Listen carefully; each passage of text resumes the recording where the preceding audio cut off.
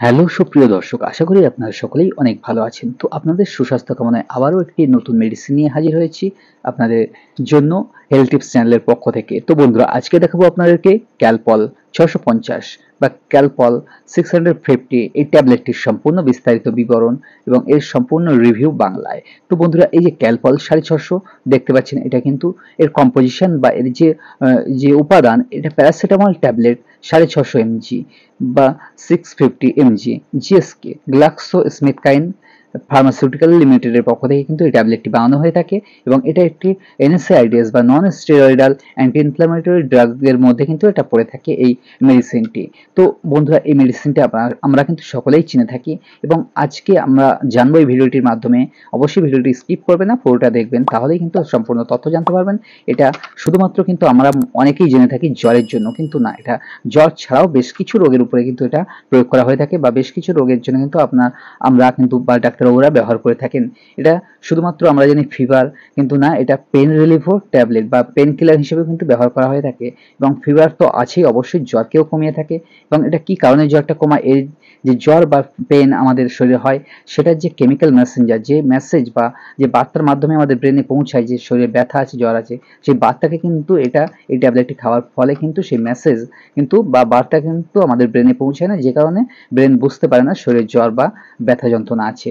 এছাড়াও এটা কিন্তু মাথা যন্ত্রণার জন্য ব্যবহার হয়ে থাকে, মাইগ্রেন বা মাথার যে মাইগ্রেন পেন, সেখানেও কিন্তু সেই ব্যথায় ব্যবহার হয়। টুথেক বা দাঁতের ব্যথা, দাঁতের যন্ত্রণায়, সোর থ্রোট, গলা বসে যাওয়া, গলা ব্যথা, এই জাতীয় সমস্যায়, পেরিয়ডস বা মেনস্ট্রুয়াল যে পেন হয়ে থাকে, মেন্সের জন্য যে মাসিকের যন্ত্রণা, সেখানেও ব্যবহার হয়ে থাকে। আর্থ্রাইটিস বা যে বাতের ব্যথায় কিন্তু ব্যবহার হয়ে থাকে। এছাড়াও মাসল এক, গায়ে মাংসপেশির ব্যথায়ও কিন্তু ব্যবহার হয়ে থাকে।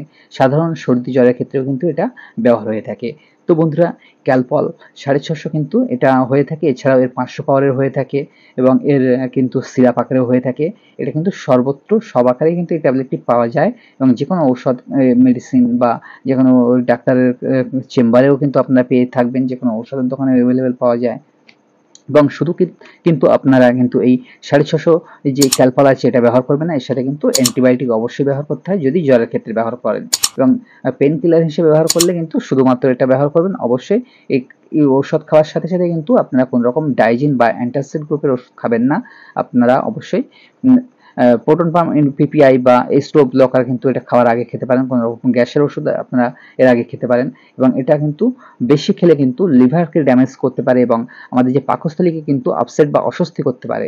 এটা কিন্তু দুটো মেডিসিনের কম্বিনেশনে অনেক সময় আসে। এটা ক্যালপল সাথে অ্যাসিক্লোফেনাক অথবা ডাইক্লোফেনাক সোডিয়াম, এই ডবল কম্বিনেশন মেডিসিনের সাথে কিন্তু খাওয়া যত সম্ভব কিন্তু আপনারা এড়িয়ে যাবেন।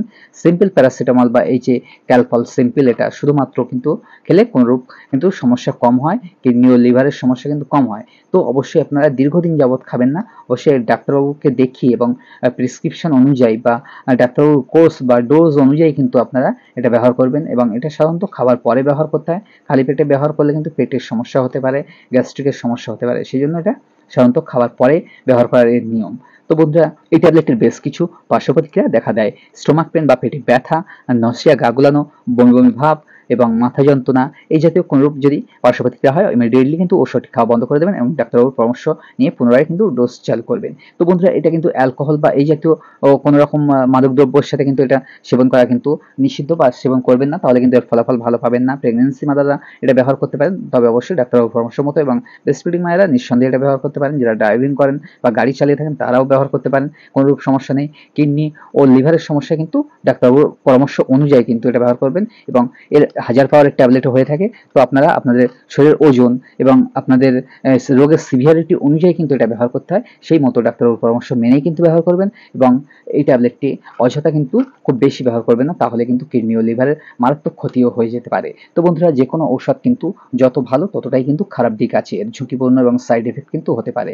সব ক্ষেত্রে কিন্তু বিচার বিবেচনা করে কিন্তু আপনারা ঔষধটি গ্রহণ করবেন। তো বন্ধুরা, ভিডিওটি ভালো লাগলে অবশ্যই লাইক, কমেন্ট, শেয়ার করতে ভুলবেন না এবং এই চ্যানেলে নতুন হলে অবশ্যই চ্যানেলটিকে সাবস্ক্রাইব করে পাশে থাকা বেল আইকনটি অল করে দিতে ভুলবেন না। ধন্যবাদ।